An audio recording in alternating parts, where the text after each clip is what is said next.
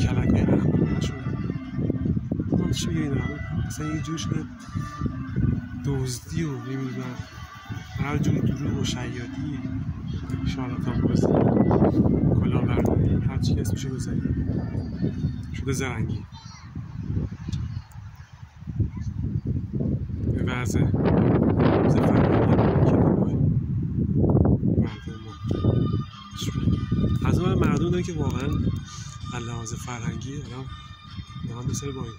اینقدر اخلاق و رفتارشون و منششون بالاست که آدم واقعا بسیار فرار همینجور آدم رو زندگی کنیم